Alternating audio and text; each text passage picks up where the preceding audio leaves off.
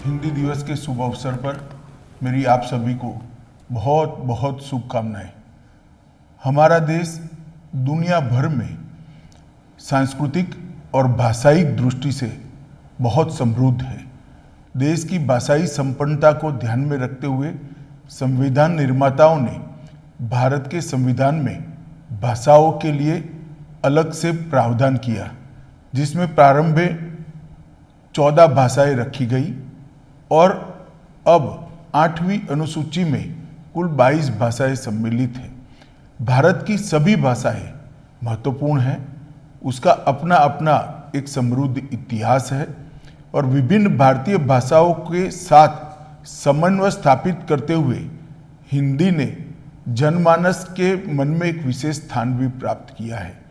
यही कारण है कि आज़ादी के आंदोलन में अनेक स्वतंत्रता सेनानियों ने महात्मा गांधी, सरदार वल्लभ भाई पटेल, विनोबा भावे, आचार्य कृपलानी, काका साहेब कालेलकर, जवाहरलाल नेहरू, ये सभी ने हिंदी को संपर्क भाषा बनाकर आंदोलन की गति को बढ़ाने का प्रयास किया। स्वराज प्राप्ति के हमारे स्वतंत्रता आंदोलन में स्वभाषा का आंदोलन निहित ही था। स्वतंत्रता प्राप्ति के बाद हिंदी की महत्वपूर्ण भूमिका को देखते हुए संविधान निर्माताओं ने अनुच्छेद 343 द्वारा संघ की राजभाषा हिंदी और देवनागरी लिपि को अपनाया। संविधान के अनुच्छेद 351 में हिंदी भाषा के विकास के लिए हमें निर्देश भी संविधान ने किया है। देशवासियों, माननीय प्रधानमंत्री श्री नरेंद्र मोदी जी के प्रेरणादायक नेतृत्व में आज जब पूरा देश आज़ादी का अमृत महोत्सव मना रहा है और प्रत्येक क्षेत्र में हम नई ऊर्जा के साथ नए संकल्प ले रहे हैं, ऐसे में यह सामूहिक प्रयास होना चाहिए कि राजभाषा हिंदी को लेकर संविधान द्वारा निर्धारित लक्ष्यों को हम प्राप्त करें। किसी भी लोकतांत्रिक देश में सरकारी कामकाज की भाषा तभी सार्थक भूमिका अदा कर सकती है जब देश के जन सामान्य से वो जुड़ी हो और जितने भी निर्णय लिए जाते हैं, जितनी भी नीतियां बनती हैं, वो नीतियां तभी लोकभोग्य हो सकती हैं जब वो स्थानीय लोगों की भाषा में हो। इसके साथ साथ हिंदी को इन्हीं विशेषताओं को ध्यान में रखते हुए 14 सितंबर 1949 के दिन हिंदी को राजभाषा के रूप में स्वीकार किया गया।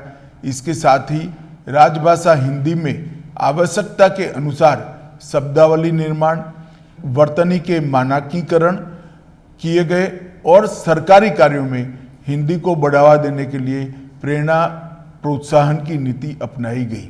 राजभाषा की इस विकास यात्रा में हमने कई पड़ाव पार कर लिए हैं, लेकिन अभी भी बहुत कुछ करना बाकी है। विगत 3 वर्षों में प्रधानमंत्री जी के नेतृत्व में सरकारी कामकाज में हिंदी का प्रयोग अधिक हो, इसके लिए गृह मंत्रालय का राजभाषा विभाग निरंतर प्रयासरत है, जिससे विभिन्न मंत्रालयों विभागों में हिंदी का कामकाज तेजी से बढ़ा है। मुझे ये बताते हुए हर्ष हो रहा है कि वर्तमान में गृह मंत्रालय में ज़्यादातर कार्य हिंदी में किया जाता है तथा कई अन्य मंत्रालयों के माननीय मंत्रियों ने भी अपना अधिकांश कार्य राजभाषा हिंदी में करना शुरू किया है। राजभाषा कार्यान्वयन की गति को तीव्र करने और समय समय पर किए गए कार्यों की समीक्षा हेतु मई 2019 में नई सरकार के गठन के पश्चात 57 मंत्रालयों में से 53 मंत्रालय की हिंदी सलाहकार समितियों का गठन कर लिया गया है तथा इसकी निरंतर बैठकें आयोजित की जा रही हैं। देश भर में विभिन्न शहरों में राजभाषा के प्रयोग को बढ़ाने की दृष्टि से अब तक कुल 527 नगर राजभाषा कार्यान्वयन समितियों का गठन किया जा चुका है।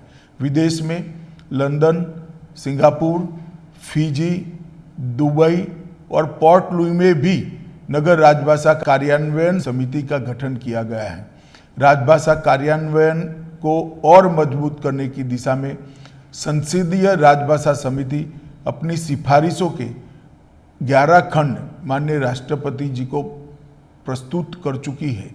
राजभाषा विभाग द्वारा 13-14 नवंबर 21 को बनारस में पहला अखिल भारतीय राजभाषा सम्मेलन तथा नई दिल्ली केंद्रीय सचिवालय राजभाषा सेवा संवर्ग के अधिकारियों के लिए पहला तकनीकी सम्मेलन आयोजित किया गया।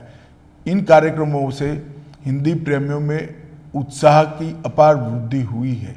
यह और भी सुखद है कि हिंदी दिवस 2022 तथा द्वितीय अखिल भारतीय राजभाषा सम्मेलन का ऐतिहासिक आयोजन गुजरात के सूरत शहर में हो रहा है।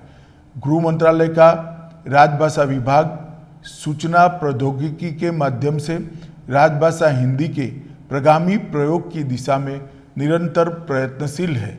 राजभाषा विभाग ने स्मृति आधारित अनुवाद प्रणाली कंठस्थ का निर्माण और विकास किया है, जिसमें लगभग 22 लाख वाक्य शामिल किए जा चुके हैं। इस टूल का प्रयोग सुनिश्चित कर सरकारी कार्यालयों में अनुवाद की गति एवं गुणवत्ता बढ़ाई गई है। राजभाषा विभाग द्वारा जन साधारण के लिए लीला हिंदी प्रवाह मोबाइल ऐप तैयार किया गया है, जिससे अपनाकर 14 विभिन्न भाषा भाषी अपनी अपनी मातृभाषा से निःशुल्क हिंदी सीख सकते हैं। राजभाषा विभाग के ई महाशब्दकोश में 90,000 शब्द सम्मिलित किए गए हैं और ई सरल हिंदी वाक्य कोश में 9,000 वाक्य शामिल है। माननीय प्रधानमंत्री श्री नरेंद्र मोदी जी के नेतृत्व में देश को नई शिक्षा नीति मिली, जिसमें मातृभाषा में शिक्षा देने को प्राथमिकता दी जा रही है। राजभाषा विभाग ने अमृत महोत्सव के अवसर पर विधि, तकनीकी, स्वास्थ्य, पत्रकारिता तथा व्यावसायिक में भारतीय भाषाओं के प्रचलित शब्दों को शामिल करते हुए हिंदी से हिंदी बृहद शब्दकोश के निर्माण पर भी काम शुरू किया है और सुलभ संदर्भ के लिए एक अच्छे शब्दकोश का सृजन किया जा रहा है। इस तरह की उन्नत शब्दावली प्रशिक्षण, अनुवाद तथा शीघ्रता से ग्रहण करने में भाषा की जानकारी की दृष्टि से बहुत महत्वपूर्ण होगी। हजारों वर्षों से भारतीय सभ्यता की अविरल धारा हमारी भाषाएं, संस्कृति और लोक जीवन में सुरक्षित रही है। भारत में स्थानीय भाषाओं का योगदान हमारी संस्कृति को आगे बढ़ाने के लिए अतुलनीय रहा है। इन भाषाओं ने हिंदी को समृद्ध किया है। हिंदी उन समस्त भारतीय भाषाओं की मूल परंपरा से है जो इस देश की मिट्टी से उपजी है, यहीं पुष्पित और पल्लवित हुई है और जिन्होंने अपनी शब्द संपदा, भाव संपदा, रूप, शैली और अपने पदों से हिंदी को लगातार समृद्ध किया है। राजभाषा हिंदी किसी भी भारतीय भाषा की प्रतिस्पर्धी नहीं है, बल्कि उसकी सखी है और हमारी सभी भाषाओं का विकास एक दूसरे के परस्पर सहयोग से ही संभव है। प्रिय देशवासियों, हिंदी दिवस के इस अवसर पर मैं आप सभी का आह्वान करता हूं कि आप और हम मिलकर ये संकल्प लें कि अपनी भाषाओं पर गर्व की अनुभूति हम करेंगे।